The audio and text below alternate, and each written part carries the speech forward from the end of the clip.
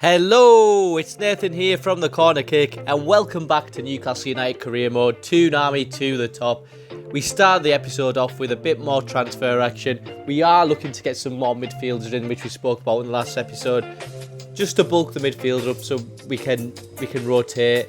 We have had an offer for Almiron, who will be going nowhere. He's started the season great. The Cells will also be going nowhere, the club captain. We will be looking to get rid of Fernandez before the deadline though. However, nobody seems to be meeting what we want for him.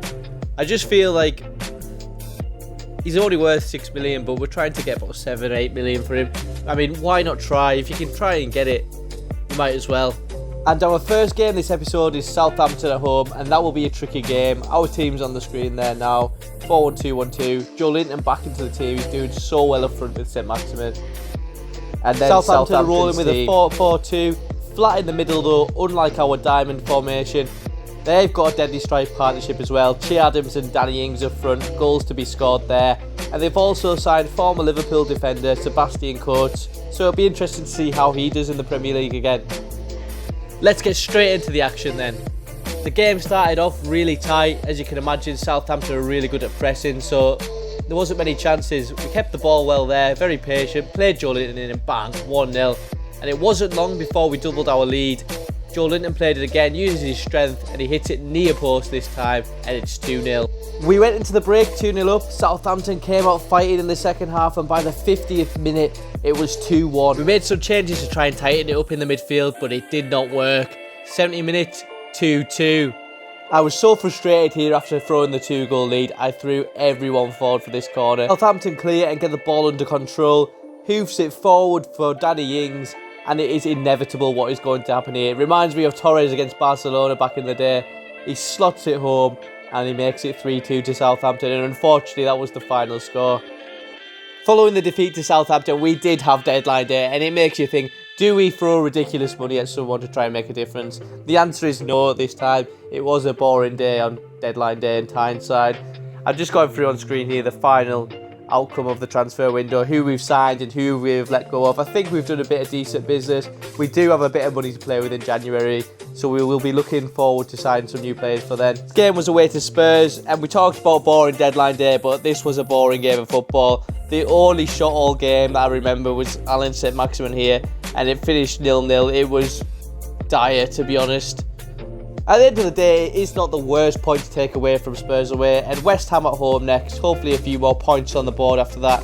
They do line up in a 5-back formation. I hate playing against 5-back formations. I find them so hard to break down. I don't know what you think, but for me, there's always a man there. That middle centre-back seems to get everywhere, playing like prime Beckenbauer.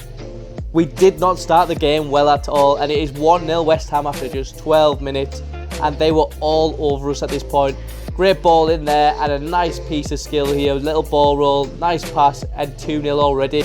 Alan St Maximin said no though. Look at this for a piece of skill, right in there, nice shot, and he gets the rebound, 2-1. We were ultra attacking all second half, and West Ham got a counter in. What do you think of that? Should it have been a red card? Paul Dummer only picking up a yellow for that challenge. We were throwing everything forward here to try and get that equaliser. We did not want to lose to West Ham at home, and we get a bit lucky there, poor defending, but a nice finish off St Maximin, and it finishes 2-2.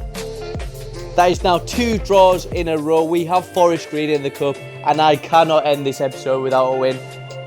Mendes here is asking for a break, and can you blame him? He's played every game so far this season, and he has done pretty well.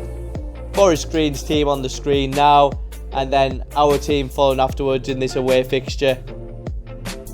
We have gave a few players a rest so they can be fit for the league games, get their energy back. And we started this game pretty well, as you'd imagine. Forest Green in League 2, so we should be beating them. However, their keeper was on fire, and we hit the post, and I thought, is this what it's going to be like all game? But what a ball off Decore, and great finish off Manquillo to make it 1-0. And after that, it went from strength to strength. Dwight Gale here, bagging to make it 2-0 to Newcastle. The keeper was pretty unlucky there, I thought. But what a ball that was out to the left back, cutting in. and he manages to find Dwight Gale again for his second of the game. Ryan Fraser this time running through with the ball, and I was trying to pick Dwight Gale out here to complete his hat-trick. However, Callum Wilson runs onto this one and makes it 4-0. There was time for a Forest Green consolation though, and it was a good finish. Hard shot into the back of the net, and it does finish 4-1. And that is all we have time for today, folks. Our socials are on the screen now: TikTok, Twitter, Instagram, Facebook, all the good stuff. At the Corner Kick 20, if you don't mind dropping us a follow. It will help you keep up to date with all our content. We will have a podcast coming out on Friday at 6 p.m. So if you'd like to tune into that, that would be great. Thanks again. Bye.